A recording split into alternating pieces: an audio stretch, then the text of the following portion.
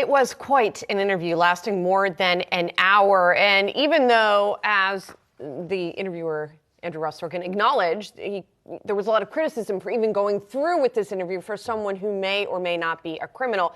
And it seems that SBF, as you heard there, really has positioned himself as maybe naive, maybe having made mistakes, but perhaps not liable. He said his lawyers definitely don't want him speaking out as much as he has been, and he spoke again to George Stephanopoulos on Good Morning America for this morning.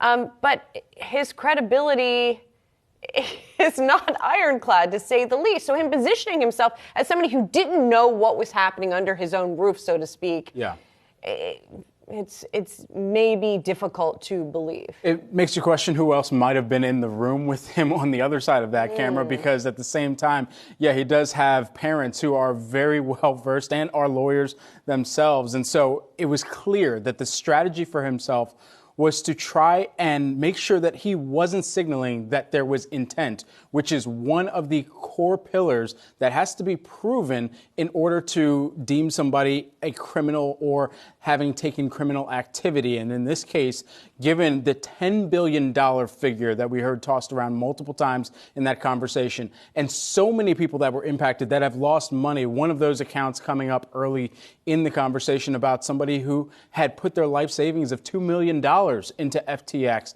and had seen that wiped away. There is going to be even more conversation that goes forward with those individuals in mind, but also around proving whether or not there was criminal intent. We know today that there's going to be the hearing, the December 1st hearing for the Senate Agriculture Committee, and that particularly is going to be that titled "Why Congress Needs to Act: Lessons Learned from the FTX Collapse." That's a larger question of if Congress knows the right steps to take in order to add some type of regulation and compliance necessary, even if there were other wrongdoings that FTX has already done in existing law that you've been bringing up time and time again. Right, exactly. If indeed Alameda was using customer funds from the FTX exchange to fund its own activities, that was explicitly not something allowed, even in the FTX disclosures that it made to its customers. So there's also the matter of the personal loans that were allegedly made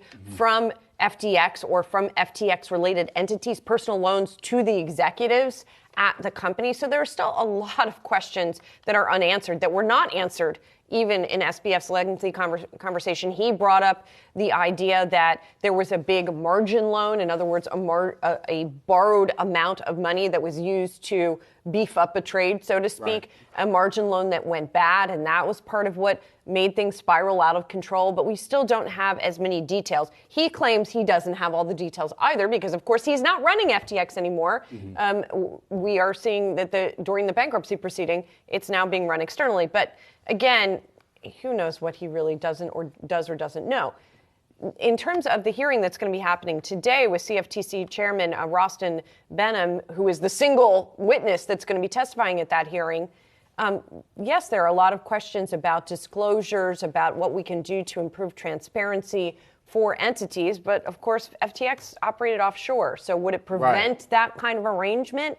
Again, there are still a lot of questions here. Right. And given that offshore alignment that they did have, there's a question about the difference between kind of FTX US and FTX International and customers of FTX US, if they could actually get their funds back immediately, or kind of based on what Sam Bankman-Fried had said, I believe that withdrawals could be opened up today and everyone could be made whole from that. But nobody is going to be made whole. The crash has already happened. The wipeout has already taken place. Yeah. And so now it's just a matter of, all right, when can people actually resume withdrawals, at least to get a sliver back, while class action lawsuits are also moving forward in tandem or in parallel right now? Yeah, exactly. And FTX US filed for bankruptcy as well. So it's a little confusing, his assertion that it's fine and people could get their money out. One more programming note for folks who are watching. You mentioned, of course, a lot of people have lost money here as a result of this. As fascinating and intriguing as it was to listen to SBF speak, we have to remember the other side of this, which is people have lost an enormous amount of money.